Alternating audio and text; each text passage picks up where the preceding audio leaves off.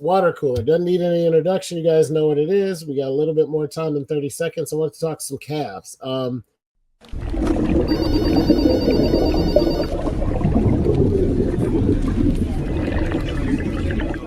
Noah's got like an itchy trigger finger over here.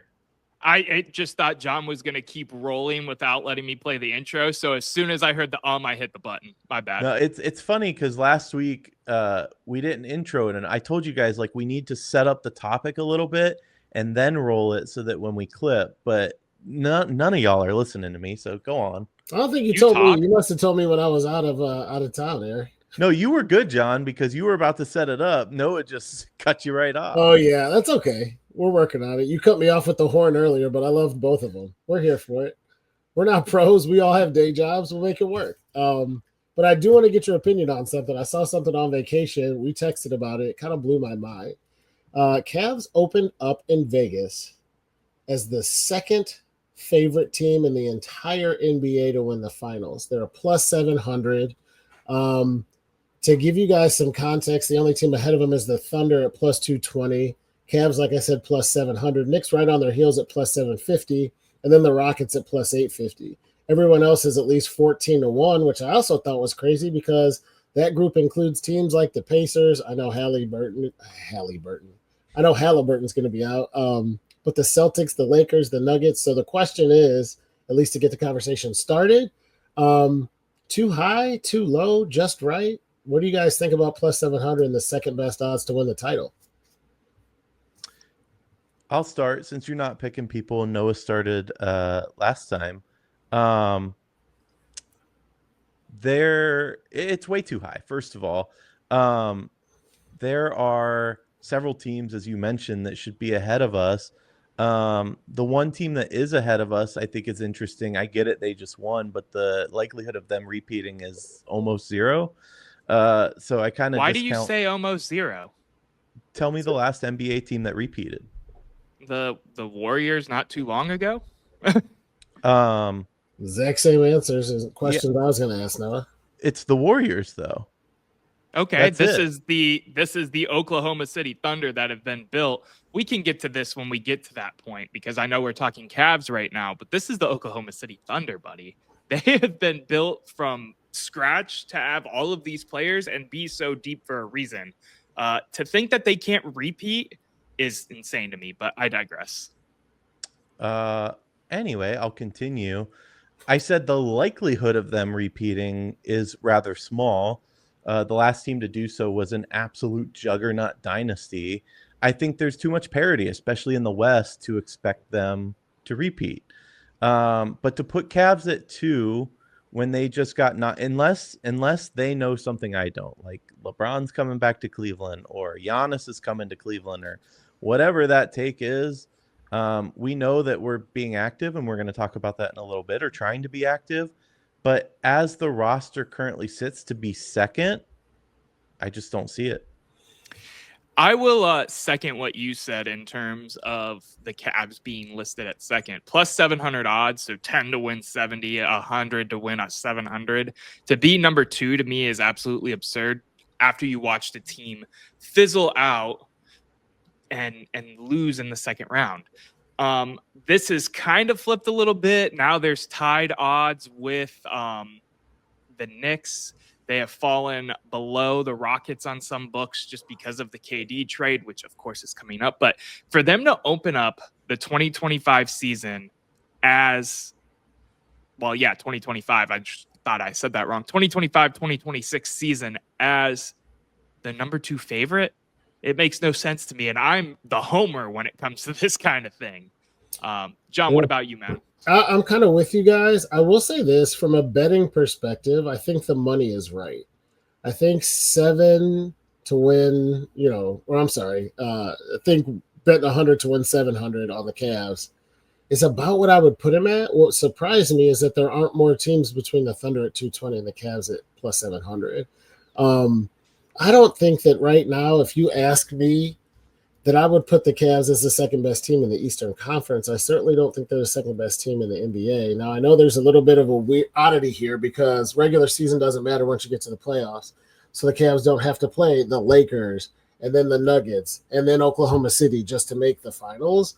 But I think that a team that can knock off Oklahoma, the few teams in the West that can knock over Oklahoma City, could have a better shot. I also think that the Knicks have a better shot than the Cavs. And I also think that while Tatum's injury is going to be a big issue, that team's still going to be there. If he gets healthy enough, fast enough to contribute, even if it's just in the playoffs, the Celtics aren't a joke either. So from the perspective of his plus 700, what the money should be on the Cavs, I actually don't have too much of a problem with it. The thought that I have is, why is there nobody between Oklahoma City and us at that level? Yeah, I agree. I think we're all in agreement really here. I will say, thinking of them as the favorites coming out of the East, I get it because of how good their record was. They were by far the 1 seed. You have the injuries to Tyrese Halliburton, Damian Lillard. You have the injury, of course, to now a name is slipping my mind. Who else? Jason Tatum. There we go. You have those 3 injuries, which are on key teams, and they're all Achilles, so they could last a long time, potentially the whole season. Especially speaking about Halliburton, just because it happened in the last game of the 2024-25 season. So I get some of the thought process there. If I was an odds maker, I would put New York, like maybe they're 650 and we're 700 or something like that, because it's wide open. And as we've alluded to, and we're going to talk about here in a minute after the ad break, is the Cavs are willing to make moves. So maybe it's the anticipation of something bigger coming, but I don't know. It just doesn't make sense to me. I think they're going on regular season. We were a dominant force along with OKC, and OKC, of course, won the title. But if we've learned anything, it's that the NBA regular season means nothing, like nothing at all. You get to playoff time, things change, and yes, there's injuries. There's different reasons for it.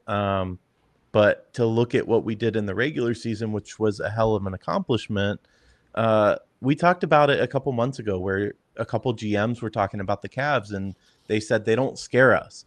And at the time, all 3 of us were kind of chagrined on that take because we're like, listen, we're beating everybody. We're world beaters right now.